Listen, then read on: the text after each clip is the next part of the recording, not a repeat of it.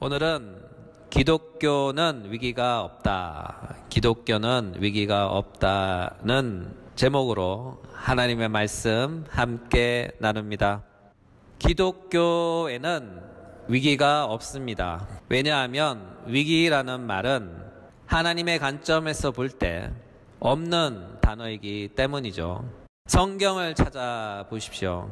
성경 그 어디에 하나님께서 이것은 정말 위기구나, 이제는 정말 큰일 났구나 라고 말씀하시거나 걱정하신 곳이 있습니까? 간혹 하나님께서 후회한다 라는 표현은 가끔 나옵니다. 또는 쓸어버리리라 라는 표현도 등장합니다. 그러나 하나님께서 내가 이제는 정말로 큰일 났구나, 내가 할 수 있는 것이 아무것도 없구나 라고 말씀하신 것은 단 한 군데도 없습니다. 왜냐하면 하나님은 전지전능하시기 때문이죠. 이 모든 일이 발생할 것을 그냥 아시기 때문이죠. 또한 전능하신 하나님께서 불가능한 일, 이루지 못할 일은 전혀 없기 때문입니다. 더욱이 그분은 완전한 분으로서 그분께서 정하신 뜻과 그분께서 세우신 계획과 목적은 절대적으로 완전하고 완벽하여 그 계획과 목적에 있어서 조금의 부족함도 아주 작은 실수도 없기 때문이죠. 만약에 말이죠. 정말 만약에입니다.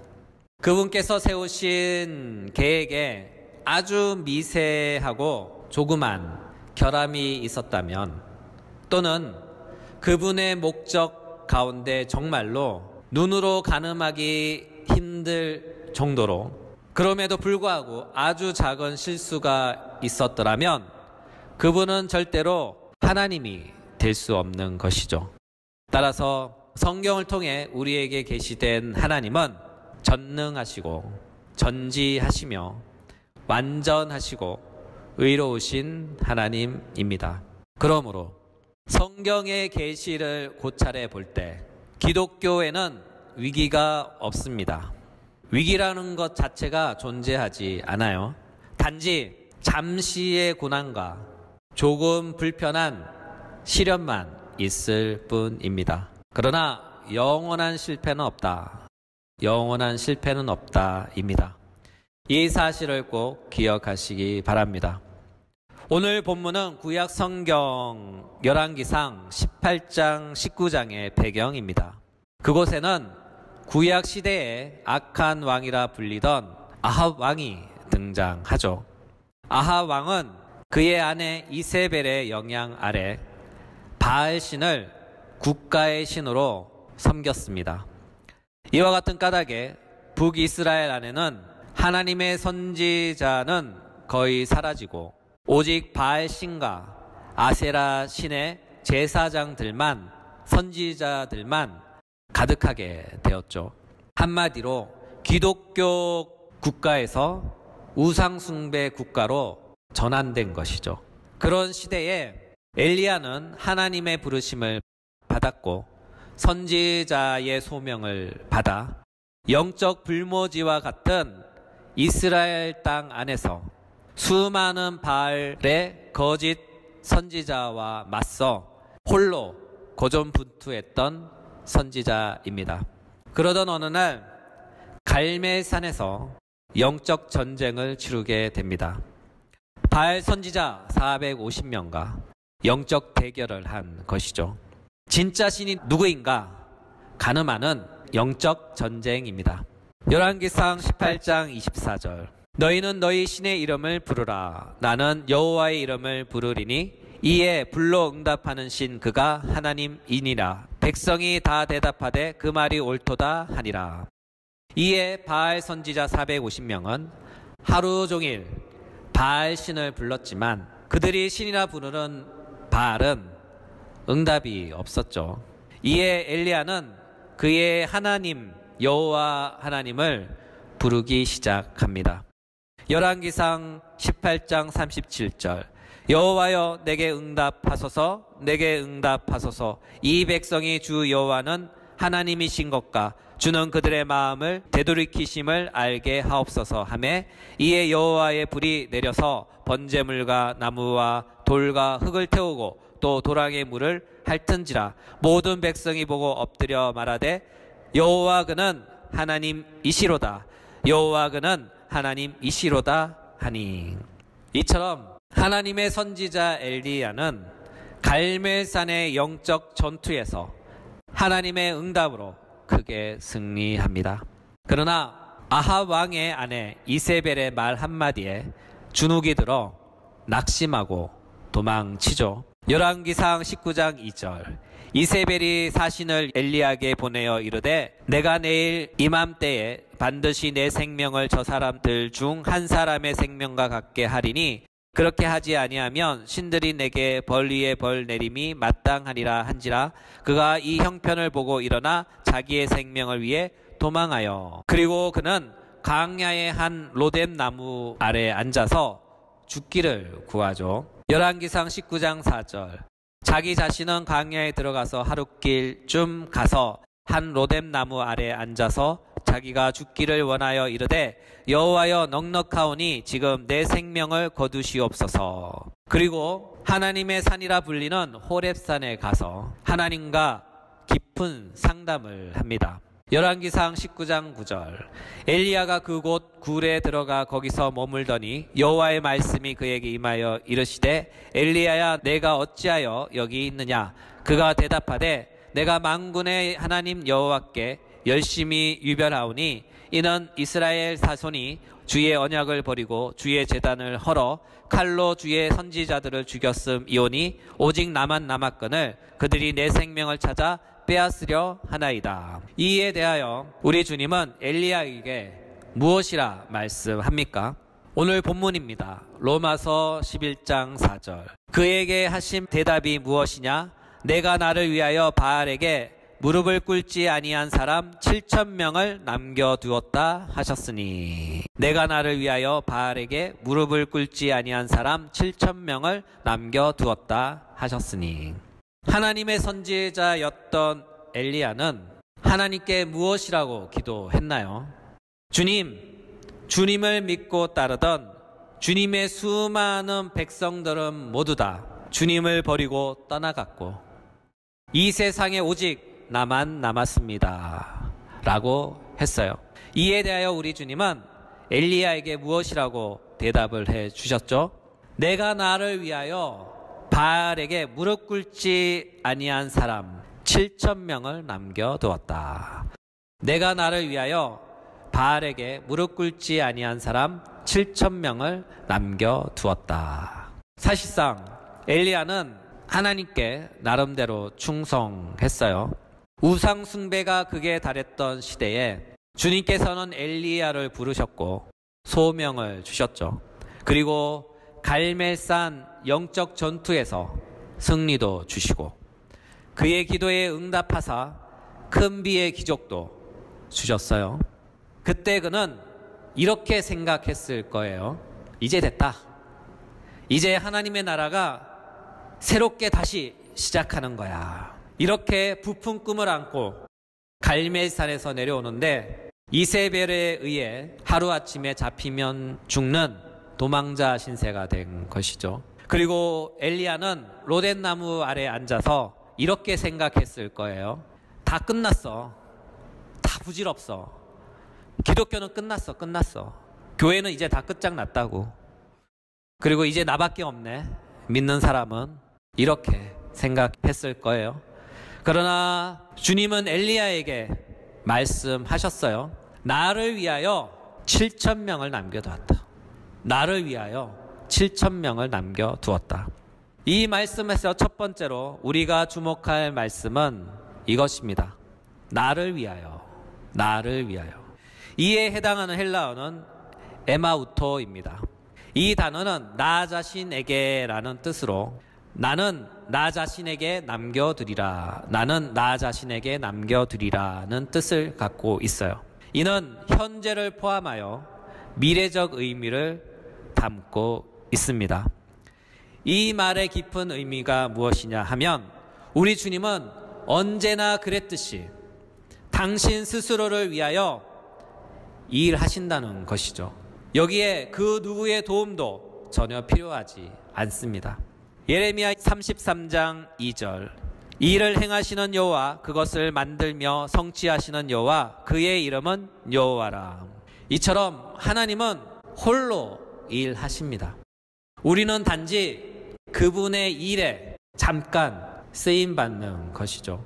주님의 영광에 참여하는 참여자가 되는 것이에요. 주님의 사역에 숟가락만 살짝 얹는 것이죠. 요점은 하나님은 언제나 당신 자신을 위하여 스스로 홀로 일하신다는 것입니다. 이와 같은 까닭에 세상에 홀로 남겨졌다는 엘리야의 협소한 생각에 대하여 우리 주님은 말씀하셨어요. 너를 포함하여 믿는 자가 7,000명이나 더 있다. 너를 포함하여 믿는 자가 7,000명이나 더 있다. 7,000명. 이는 단순히 문자적으로 7,000명이라 생각할 수도 있어요. 그러나 성경적 맥락에서 그리고 건전하고 위대한 많은 주석가들은 본문의 7,000명을 상징적인 숫자로 해석할 것을 권면합니다. 히브리어 생각에서 숫자 7은 완전수 또는 구별됨을 상징합니다. 또한 숫자 1000은 충분히 많은 또는 무한대를 상징합니다. 이에 본문에서 7,000명은 주님을 믿는 완전한 수로서 구원받은 이의 충만한 수를 뜻하는 것입니다. 또한 본문에서 7,000명은 같은 장 2절에 미리 아신 자기 백성과 문맥적 결을 같이 합니다. 로마서 11장 2절 하나님이 그 미리 아신 자기 백성을 버리지 아니하셨으니 하나님이 그 미리 아신 자기 백성을 버리지 아니하셨으니 이 구절에서 그 미리 아신 자기 백성이 나오죠. 이 문구의 원어의 뉘앙스를 살려 다시 번역하면 이렇습니다. 예정하신 하나님이 예정하신 자기 백성을 버리지 아니하셨다라는 뜻을 갖고 있어요. 또한 7,000명은 5절에서 은혜로 택하심과 그 의미의 결을 같이 합니다. 결론적으로 요점은 본문에서 7,000명은 상징적 숫자로서 하나님의 구원에 충만한 수, 하나님의 구원에 충만한 수입니다. 이는 첫사람 아담부터 주님 오실 때까지의 구원받은 모든 충만한 수입니다. 그들이 바알에게 무릎 꿇지 않은 7,000명인 것이죠. 달리 말해서 하나님의 구원으로 예정하신 모든 사람, 하나님 당신 자신을 위하여 택하시고 남겨두신 모든 사람입니다. 이들이 바로 하나님을 위하여 남겨진 7,000명입니다. 특히 주목할 말씀은 남겨두다이죠. 이에 해당하는 헬라어는 카텔리폰인데 이 단어는 따로라는 의미를 지닌 전치사 카타와 남겨두다, 떼어두다란 의미를 지닌 동사 레이포의 합성어로서 따로 떼어 남겨두다, 따로 떼어 남겨두다는 뜻을 갖고 있어요. 이는 처음부터 구원을 위하여 따로 구별된 무리입니다. 에베소서 1장 4절 창세전에 그리스도 안에서 우리를 택하사 우리로 사랑 안에서 그 안에 거룩하고 흠이 없게 하시려고 그 기쁘신 뜻대로 우리를 예정하사 예수 그리스도로 말미암아 자기의 아들들이 되게 하셨으니. 아멘. 이 구절에서 창세전에 그리스도 안에서 택함받아 예수 그리스도로 구속받고 하나님의 아들들로 입양이 예정된 모든 자입니다. 그들이 바알에게 무릎 꿇지 않은 7,000명입니다. 이들은 시대별로 남겨져 그 시대를 밝히는 은혜의 빛이며 구원의 길을 안내하는 구원의 방향등입니다. 특히 본문 5절에서 은혜로 택하심을 따라라는 구절은 본문 4절의 말씀을 더욱 밝혀주는 길잡이와 같은 말씀입니다. 이 구절에서 강조점이 은혜에 있는 것이 아니에요. 이 구절의 강조점은 택하심에 있다는 사실입니다. 달리 말해서 그들이 은혜를 받았기 때문에 하나님의 남겨진 자들이 된 것이 아니라 하나님의 선택을 받았기 때문에 그들이 남겨진 자로서 보호받고 보존받는다는 것이죠. 따라서 남겨진 7,000명은 하나님께서 직접 보존하시지 않으셨다면 그중 그 어느 누구도 스스로의 경건으로 절대로 남은 자가 되지 못했을 것입니다. 그러므로 남겨진 자 7,000명은 오직 하나님의 선택의 결과라는 이 사실을 꼭 기억하시기 바랍니다. 오늘의 말씀을 마무리합니다. 오늘은 엘리야 시대를 배경으로 하나님의 말씀 함께 나누었습니다. 엘리야는 우상 숭배가 극심하고 여호와를 신앙하는 신앙이 격렬히 핍박받던 시대에 여호와의 종으로 부름을 받았습니다. 그는 주님의 전능하신 손에 붙들려 갈멜산에서 영적 전투에서 큰 승리를 맛보기도 합니다. 그러나 그의 승리를 누리기도 전에 이사벨의 위험에 영적 좌절을 경험하죠. 여호와를 예배하는 성전마다 항폐화되었고 하나님의 선지자라 불리는 종들은 순교로 사라져 갔습니다. 그는 이제 모든 것이 끝이라고 생각했고 기독교에는 더 이상 아무런 희망이 없다고 생각했어요. 그러나 우리 주님은 그와 같은 영적 좌절 가운데 빠져 영적 슬럼프에 잠겨 있던 당신의 종 엘리야에게 이런 말씀을 하셨어요. 나를 위하여 바알에게 무릎 꿇지 않은 7,000명을 남겨두었다. 나를 위하여 바알에게 무릎 꿇지 않은 7,000명을 남겨두었다. 그렇죠. 모든 희망이 사라졌고 오직 혼자만 남았다고 생각이 들 때 주님은 말씀합니다. 너는 혼자가 아니야. 너는 혼자가 아니야. 나는 나를 위하여 나의 순결한 백성들을 시대마다 7,000명을 남겨놓았다. 나는 나를 위하여 나의 순결한 백성들을 시대마다 7,000명을 남겨두었다. 이것은 사도 바울 그 당시 그리스도인들에게 또한 핍박받던 교회를 향하여 외쳤던 사도 바울의 메시지입니다. 이 메시지는 오늘도 동일합니다. 하나님은 시대마다 그 시대의 바알 신에게 무릎 꿇지 않은 순전한 믿음을 가진 의인 7,000명을 남겨두셨어요. 당신의 기쁨과 영광을 위해서 말이죠. 그들은 곧 주님의 기쁨이요 그들은 곧 주님의 자랑입니다. 이 사실은 지금도 동일합니다. 이 세상이 온통 불법과 우상으로 충만하다 할지라도 복음이 더 이상 그 효력을 발휘 못하는 것 같고 교회가 타락하여 만몸이 되었을지라도 또는 교회를 유지할 수 없어 문 닫는 교회가 수없이 쏟아진다 해도 기독교는 절대로 실패하지 않습니다. 왜냐하면 우리 주님은 당신을 위하여 이 시대에도 바알에게 무릎 꿇지 않은 7,000명을 남겨두셨기 때문입니다.